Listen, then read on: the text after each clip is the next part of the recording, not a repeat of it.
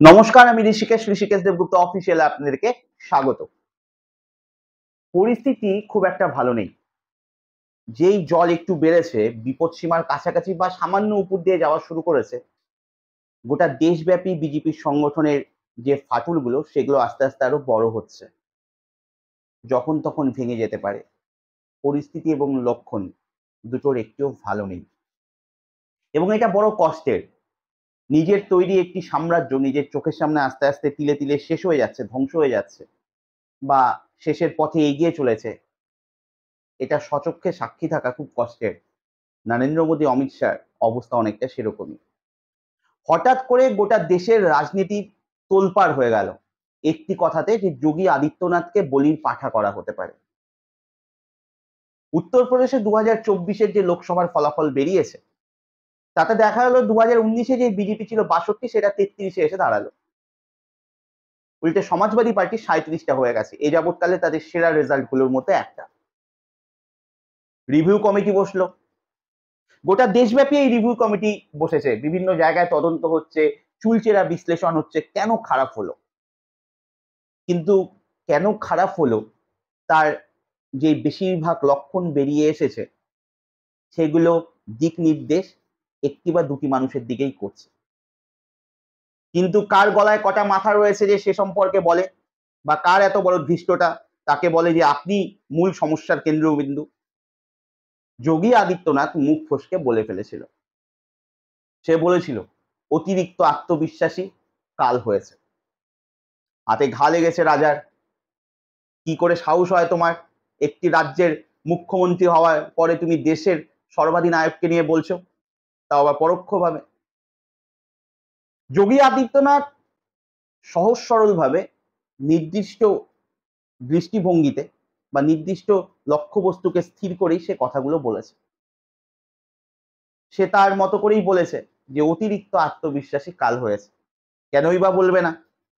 যে লোকসভাতে দাঁড়িয়ে নারা লাগিয়েছিল 400 পার, যেখানে সবখানে বিজেপির কথা নেই, নামও নিশান নেই, যার আশেপাশে কয়েকশো যোজনের মধ্যে এনডিএ নামে যে একটি জোট রয়েছে সেটার কোনো গল্প নেই, খালি অমুকের গ্যারান্টি, তমুকের গ্যারান্টি, মোদি কি গ্যারান্টি, সবখানে একই গল্প, একই কথা। তারপর যদি হেরে যাই আর গিয়ে যদি বলি না কর্মীদের দোষ, তাহলে তো কেউ মানবে না। ক্যাপ্টেন আপনি, মূল ব্যাটসম্যান আপনি, মূল বলার আপনি, ফিল্ডিং সাজিয়েছেন আপনি, ইভেন ব্যাট বলও আপনার। এরপর যখন আপনি হেরে গেলেন ম্যাচ, তখন গিয়ে বলছেন যে না বাকিরা ঠিকঠাক খেলেনি। এটা তো হতে পারে না। সব তো আপনি নিজ গুণে ভেবেছিলেন উতরে যাবেন, তাহলে কেন এরকম হলো? যোগী আদিত্যনাথের বিরুদ্ধে তারই উপমুখ্যমন্ত্রীকে খাড়া করে দেওয়া হলো। সরাসরি আড়াআড়ি ভাগ হয়ে গেল দুটো, যোগী আদিত্যনাথ উত্তরপ্রদেশ লবি বনাম গুজরাট লবি। কেশব প্রসাদ মৌর্য উপমুখ্যমন্ত্রী জেপি নাড্ডার সাথে দেখা করলেন, গভীর রাত পর্যন্ত বৈঠক চলল। তারই উত্তরপ্রদেশের রাজ্যের যে সাংগঠনিক সভাপতি বিজেপির, সে গিয়ে অমিত শাহর সাথে দেখা করলো। পরবর্তীতে গিয়ে কেশব প্রসাদ মৌর্য দেখা করলো। ইতিমধ্যেই যোগী আদিত্যনাথ উত্তরপ্রদেশের রাজ্যপাল আনন্দীবেন প্যাটেলের সাথে দেখা করলো। তাদের মধ্যে সাক্ষাৎ হলো, বৈঠক হলো। কথা চারিদিকে ছড়িয়ে পড়লো যোগী আদিত্যনাথকে কাটা হবে। রিভিউতে এরকমও উঠে এসছে যে দলিত বা অনগ্র শ্রেণী যে ভোট, সেটা বিজেপি পায়নি। তার কারণ যে মন্ত্রী পরিষদ রয়েছে উত্তরপ্রদেশে, সেখানে বেশিরভাগই যোগী আদিত্যনাথের পছন্দের এবং ঠাকুর সম্প্রদায়। পরবর্তীতে একটু আশ্বস্ত হয়ে এরকম শোনা গেল যে যোগী আদিত্যনাথ থাকছেন, কিন্তু তার পছন্দের অনেক মন্ত্রিসভায় রদবদল হতে চলেছে। বেশ কিছু জায়গায় সাংগঠনিক রদবদলও হতে পারে। এরকমও শোনা যাচ্ছিল যে উত্তরপ্রদেশের যে বিজেপির রাজ্য সভাপতি রয়েছে, তাকেও সরিয়ে কোনো দলিত মুখ আনা হতে পারে। প্রথমে তো বলা হচ্ছিল যোগী আদিত্যনাথকে সরিয়ে দলিত মুখ আনা হবে। দেখুন, দলিতরা যে বিজেপি থেকে বেরিয়ে গেছে, এটা আজকে হয়নি যে 2024-এ সংবিধান বাঁচাও বলে অনগ্রসর শ্রেণীকে অখিলেশ যাদব, রাহুল গান্ধী নিজেদের দিকে টেনে নিয়েছে, ব্যাপারটা এরকম নয়। আপনাদের ওই ঘটনাটা নিশ্চয়ই মনে থাকবে, 2017 সাল কুশীনগর জেলার মানওয়ারা গ্রাম, যেখানে যোগী আদিত্যনাথ যাবে বলে ওখানকার যে প্রশাসনিক কর্তারা ব্যক্তিরা রয়েছিলেন তারা ওখানকার দলিত সম্প্রদায়ের যারা মানুষ তাদেরকে সাবান দিয়ে হাত পা ধুয়ে স্নান করিয়ে পরিষ্কার নিরিষ্কার থাকতে বলেছিলেন, তারপরেও যাতে স্পর্শ না হয় যোগী আদিত্যনাথের, এরকম একটা বিতর্ক উঠে এসেছিল, মনে পড়ছে আপনাদের? তাই মানুষকে মানুষ মনে না করার যে প্রবণতা বিজেপির, বিশেষ করে উত্তরপ্রদেশের মতো জায়গায় যেখানে জাতভিত্তিক রাজনীতি হয়, সেই জায়গাটায় এগুলো চলতে চলতে মানুষ বীতশ্রদ্ধ হয়ে গেছে। আপনি অখিলেশ যাদব বলুন, রাহুল গান্ধী বলুন, ওনাদের যে যাত্রাগুলো, মানুষের সাথে কথাবার্তা বলা, অনগ্র শ্রেণীর সাথে কথাবার্তা বলা, তাদের সাথে মেশা, তাদেরকে মানে ঐকান্তিক আপন করে নেওয়ার যে প্রচেষ্টা বা করেছেন কিছু ক্ষেত্রে, সেগুলো স্ফুলিং এর কাজ করেছে। ক্ষোভের বারুদ বহু আগের থেকেই মজুদ ছিল। বিষয়টা এখানে গেল উত্তরপ্রদেশ। এবার চলে আসুন উত্তরাখণ্ড। উত্তরাখণ্ডে উপনির্বাচন হয়েছে, পশ্চিমবঙ্গের মতো ওখানেও বিজেপির বেসামাল অবস্থা, দুটোর মধ্যে দুটোই হেরে গেছে। প্রেম কুমার ধুমাল, প্রাক্তন ওখানকার মুখ্যমন্ত্রী উত্তরাখণ্ডের, আরো স্পষ্টভাবে বললে অনুরাগ ঠাকুরের বাবা পরিষ্কার বলে দিয়েছেন আদবানি এবং অটল বিহারী বাজপেয়ীর সময় এরকম হতো না, কর্মীদের কথা শোনা হতো, তাদেরকে সম্মান করা হতো, উপর থেকে চাপিয়ে দেওয়া হতো না। তারই ফলাফল ওখানকার দুটো সিটে বা দুটো আসনে হেরে যাওয়া। তার পরবর্তীতে প্রেম কুমার ধুমালের অভিমুখে আরেকজন মুখ খুলেছে, তিনিও প্রাক্তন মুখ্যমন্ত্রী তিরিশ সিং রাওয়াত, তিনিও বলেছেন যে দলের মূল ভিত্তি হচ্ছে কর্মীরা, নিচু তলার কর্মীরা, সেই সংগঠন, বিজেপিরও ভিত সেটাই, এবং সেটাই আজকে টলমল, তাদের কথা শোনা হয় না, নেতারা যা খুশি তাই করছেন, নেতারাই সিদ্ধান্ত নিচ্ছেন। এবার থেকে এটা হবে না, কর্মীদের কথা যদি না শোনা হয় তাহলে সংগঠন আর এগোবে না, এমনকি কর্মীদের কথা শুনেই ওখানকার প্রার্থী চয়ন করতে হবে, উপর থেকে চাপিয়ে দিলে হবে না। তো উত্তরপ্রদেশ থেকে উত্তরাখণ্ড বিদ্রোহের যে আগুন ধিক ধিক করে জ্বলছিল, সেটা এখন আস্তে আস্তে বাড়ছে। আপনি রাজস্থানে চলে আসুন, ওখানকার রিভিউ কমিটি যখন বৈঠকে বসেছে, পর্যবেক্ষকদের পরিষ্কার শুনতে হয়েছে দীর্ঘদিন থেকে ওখানকার সরকার এবং ওখানকার যে বিজেপি দল রয়েছে তাদের যে অপকর্ম রয়েছে সেগুলো নিয়ে বারংবার দিল্লিকে জানানো হয়েছে, দিল্লি পাত্তা দেয়নি, শুনতে হয়েছে। আপনি মহারাষ্ট্রে চলে আসুন, বিজেপি কমায় যাওয়ার মতো অবস্থা, দেবেন্দ্র ফাডনবিস যে দল ভাঙানোতে পিএইচডি করা, ডক্টরেট করা, আজকে তাকেই শুনতে হচ্ছে দলের লোকেদের কাছ থেকে, নিচু তলার কর্মীদের থেকে, যে অন্যের দল ভাঙাতে গিয়ে নিজের দল গাড্ডায় পড়ে গেছে। মানুষ মুখ ফিরিয়ে নিয়েছে। মহারাষ্ট্রের তো ভয়ানক অবস্থা, আর কিছুদিন পরেই ভোট, আসছে বছর ভোট হবে, তা আবার শুরুর দিকেই। কি করবে বুঝতে পারছে না বিজেপি। অজিত পাওয়ারকে নিয়ে এসেছিল, আরএসএস পরিষ্কার বলেছে যে এটা ঐতিহাসিক ভুল হয়েছে, অজিত পাওয়ারকে নিয়ে আসা ঠিক হয়নি। যার বিরুদ্ধে দুর্নীতির এত অভিযোগ ছিল, যার বিরুদ্ধে বিজেপি তদন্ত কমিটি বসালো, নরেন্দ্র মোদী চিৎকার করে করে মহারাষ্ট্রে গিয়ে তার বিরুদ্ধে ভাষণ দিয়ে আসলো, আবার তাকে নিয়ে আসলো এবং তার কেসগুলো ঠান্ডা করে চলে গেল, মানুষ এটা মেনে নেয়নি। উদ্ধব ঠাকরে মুখ্যমন্ত্রী ছিলেন, তাকে সেই অবস্থা থেকে তার সরকার ভেঙে দেওয়া হলো, একনাথ শিন্দে বেরিয়ে গেলেন শিবসেনাকে আড়াআড়ি ভাগ করে দিয়ে, মানুষ মেনে নেয়নি।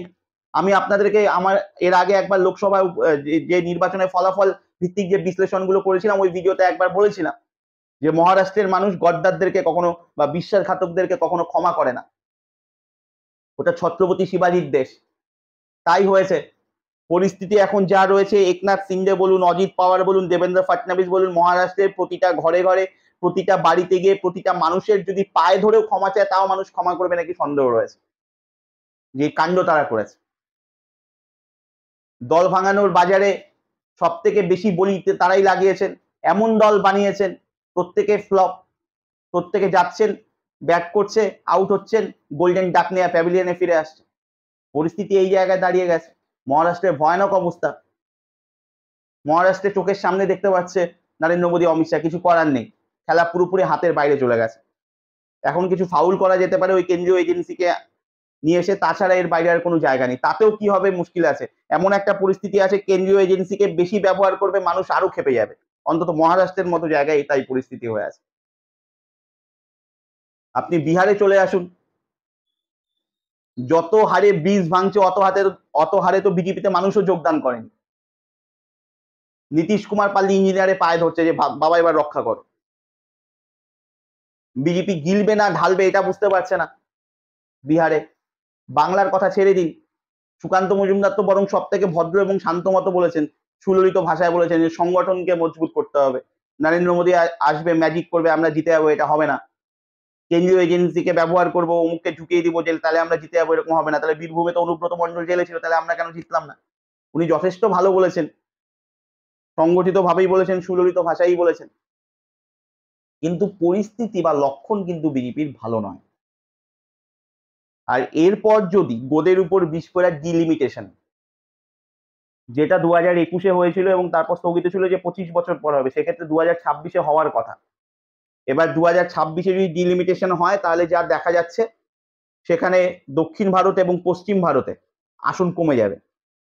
এবার বাড়বে হচ্ছে উত্তর ভারত, পূর্ব ভারত, মধ্য ভারত, এসব জায়গায়। এতদিন পর্যন্ত তো খেলা ঠিকঠাক ছিল। উত্তর ভারত মানে উত্তরপ্রদেশে বলে দিন যদি আসন সংখ্যা বাড়ে, তখন তো নাচানাচি শুরু হয়ে যেত যে আমরা তো এমনি জিতে বসে আছি, এরপর 400 বলতে হবে না, এমনি পেরিয়ে যাবে। কিন্তু এবারের যা ফলাফল হয়েছে তাতে উল্টে টেনশন আরো বেড়ে গেছে। যেই হিন্দি বলে এতদিন ধরে তাদের ভোট ব্যাংক ছিল বিজেপি, সেটা মুখ ফিরিয়ে নিচ্ছে। করে তো করে ক্যা, পরিস্থিতি এই জায়গায় দাঁড়িয়েছে। এবার টিডিপি এখন তার সাথে রয়েছে বিজেপির সাথে, নরেন্দ্র মোদীর সাথে, চন্দ্রবাবু নাইডু, এনডিএর জোট। এবার ওদিকে যদি আসন কমে যায় তারাও ছেড়ে কথা বলবে না। এটা বেসিক্যালি নির্ভর করে জনমতের উপর, জনগণনার উপরে। এবার জনগণনা এখনো শেষ হয়নি, সেক্ষেত্রে 2025-এও শেষ হবে কিনা সন্দেহ রয়েছে। তাহলে 2026-এ কি করে হবে? পারলে এখন ইচ্ছে করে এটাকে আরো দেরি করবে এনডিএ সরকার। কারণ এই জনগণনা হয়ে গেলে তারপরেই তো ডিলিমিটেশন হবে, বিধানসভা লোকসভা কেন্দ্রগুলোকে ভাগাভাগি হবে, কোন দিকে বেশি হবে কোন দিকে কম হবে। এবার দক্ষিণ ভারতে যদি লোক সংখ্যা কমে, তারা যদি জন্ম নিয়ন্ত্রণ করে থাকে, এটা সরকারের পৃষ্ঠপোষকতাতেই হয়েছে। একটা সময় আমাদের দেওয়ালেও লেখা থাকতো দুটোর বেশি আর নয়। তো সেই পরিস্থিতিতে এখন দক্ষিণ ভারতে ছেড়ে কথা বলবে না, যে আমরা কি তার মানে সরকারের কথা শুনে বা শিক্ষিত সমাজের যা কাজ হওয়া উচিত সেটা করে কি আমরা অন্যায় করেছি? তারাও ছেড়ে কথা বলবে না। এবং সেক্ষেত্রে চন্দ্রবাবু নাইডুর উপরও চাপ পড়বে, তখন সে কি করবে? আর সে যদি কোনো স্টেপ গ্রহণ করে তাহলে নরেন্দ্র মোদীর কি হবে? এবার হিন্দি বলো এই মুহূর্তে যা ফলাফল, সেক্ষেত্রে যদি আসন সংখ্যা আরো বাড়ানো হয় ওদিকে, তাহলে তো আরো মুশকিল হয়ে যাবে। এখন 62 জায়গায় 33, সেই হিসাবে যদি দেখা গেলো বা 80 জায়গায় কোনো কারণে 85 বা 89 হলো, তাহলে তো বিজেপির আরো বিরাট ক্ষতি হয়ে যাবে। তাই লক্ষণ বলুন পরিস্থিতি বলুন, কোনোটাই ভালো না। মাঝে মাঝে এই পরিস্থিতিগুলো যখন দেখি না, তখন মনে হয় যে কিছু ক্ষেত্রে কিছু অ্যাড দেখায় না, আপনার মোবাইলে বলুন, টিভিতে বলুন, যে এই লক্ষণগুলো হলে বুঝবেন যে আপনার সাড়ে সাথী চলছে, শনি বাবা বা বাজ ঠাকুর আপনার মাথায় উঠে নাচছে। নরেন্দ্র মোদীর পরিস্থিতি বা লক্ষণগুলো অনেকটা ওরকম মিলে যাচ্ছে। জ্যোতিষীরাই বলতে পারবে ওনার সাড়ে সাথী চলছে কি চলছে না। কিন্তু লক্ষণ কিন্তু ভালো নয়। আর এটা যদি চলতে থাকে তাহলে 2029 বড় কঠিন, অনেক দূর এবং অনেক এবড়ো খেবড়ো রাস্তা, অতদূর পৌঁছানো কষ্টের হবে। দেখা যাক কি হয়। তবে হ্যাঁ, রিভিউ কমিটি বসেছে, রোগ নির্ণয় করার চেষ্টা চলছে, রোগ কিন্তু এখনো নির্ণয় হয়নি। আপনাদের কি মতামত অবশ্যই জানাবেন। নমস্কার, ভালো থাকবেন।